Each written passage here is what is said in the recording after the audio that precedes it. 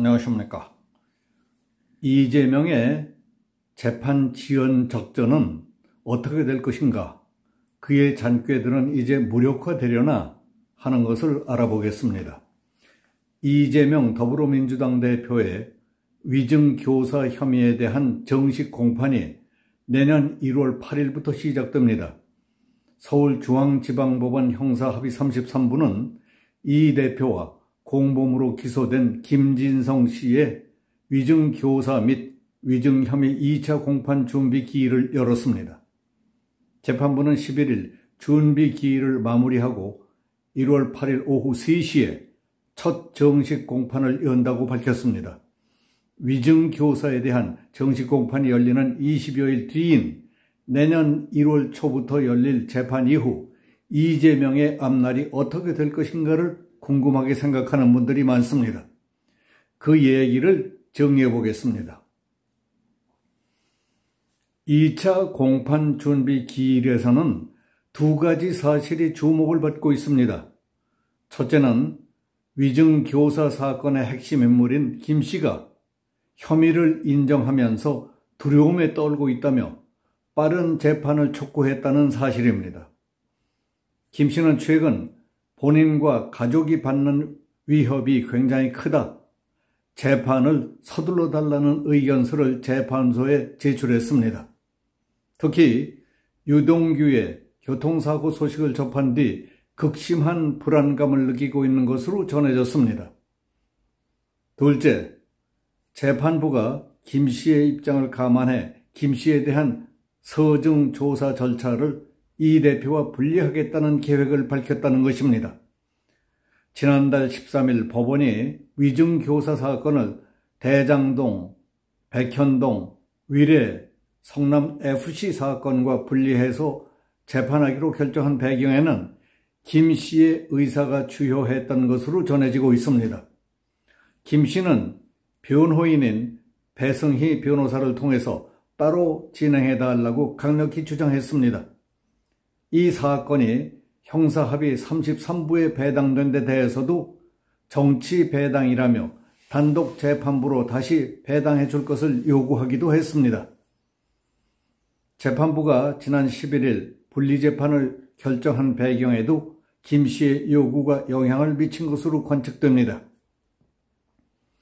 재판부의 이와 같은 계획은 이재명에게는 치명적인 요인이 될 것으로 분석된다는 겁니다. 재판부가 다음 기일이 김진성 피고인 결심이 될 수도 있다며 추후 증인으로 나오면 된다고 밝혔기 때문입니다. 이재명의 재판 지연으로 실종됐던 사법적 정의가 공범 김 씨의 두려움 때문에 회복되는 역설적 현상이 벌어지고 있는 것입니다. 즉 재판부가 이 대표와 김 씨 사건에 대한 재판 절차를 따로 분리해 종결할 방침임을 밝힌 것입니다. 김 씨 혐의에 대한 재판이 신속하게 진행될 경우 내년 총선 전에 1심 선고 결과가 나올 것으로 전망됩니다. 유죄가 나온다면 이재명의 정치 생명은 치명상을 입게 됩니다. 법조계에서는 빠르면 2월, 늦어도 3월이면 김 씨에 대한 1심 선고가 나올 것으로 보고 있습니다. 조희대 신임 대법원장이 재판 지연 문제 해결에 강한 의지를 갖고 있기 때문에 재판을 담당하는 판사들의 재판 속도가 빨라질 것으로 예상됩니다. 검찰은 수사 당시 이 대표와 김 씨 사이 통화 녹취록을 확보했고 이 대표 구속영장을 기각한 유창훈 영장 전담 판사도 위증교사 혐의는 소명된다고 봤기 때문에 혐의 입증을 자신하고 있습니다. 한두 차례의 재판만으로 결론이 쉽게 나올 것으로 보고 있다는 얘기입니다. 위증교사 사건은 이재명이 2018년 경기도지사 선거방송 토론회에서 허위 사실을 공표한 혐의로 재판을 받는 과정에서 증인 김진성 씨에게 거짓 증언을 요구했다는 혐의입니다. 이 대표는 2018년 토론회에서 검사를 사칭하지 않았고 누명을 썼다고 해서 선거법 위반 혐의로 기소됐습니다. 그런데 이재명은 당시 재판에 증인으로 나온 김 씨에게 위증교사를 했다는 혐의로 지난 10월 16일 김 씨와 함께 기소됐습니다. 이 대표에게는 위증교사 혐의, 김 씨에게는 위증 혐의가 적용됐습니다. 헌법 152조에 따르면 위증죄는 5년 이하의 징역 또는 1,000만 원 이하의 벌금으로 처벌됩니다. 교사범의 경우에도 법정형이 같습니다. 일각에서는 위증교사는 사법방해에 해당되므로 위증죄보다 더 높은 처벌을 받는다는 의견도 제시되고 있습니다. 판사들이 판결 선고에 참조하는 양형 기준에 따르면 위증의 기본 형량은 6개월 내지 1년 6개월입니다. 여기에 경제적 대가를 수수하거나 위증이 재판 결과에 영향을 미친 경우에는 가증 요소로 작용하게 돼서 징역 10개월 내지 징역 3년까지도 선고가 가능합니다. 김 씨 측은 혐의를 인정하는 만큼 신속하게 재판을 처리하자는 입장입니다. 김 씨는 검찰의 조사를 받을 때부터 공소사실을 모두 인정했습니다. 김 씨 변호인은 일반인인 김 씨는 재판에 연루된 것 자체가 두려운 상황이라며 이 대표 관련 사람들과도 관계가 있어서 재판 절차만으로도 가족이나 본인이 받는 위협이 크다고 밝혔습니다.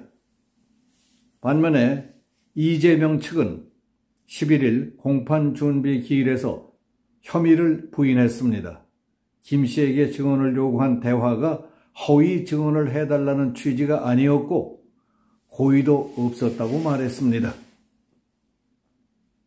공소장에 나열된 사실만으로는 위증교사가 무엇인지 특정되지도 않았다고 딱 잡아댔습니다.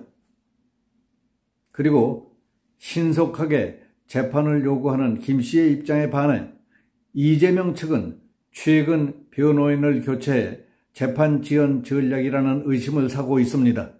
11일 이 대표 측 변호인은 새로 바뀐 변호인이 이 사건을 담당한 지 얼마 안 돼서 이 사건 기록 등을 다 검토하지 못했다며 재판 연기를 주장했습니다.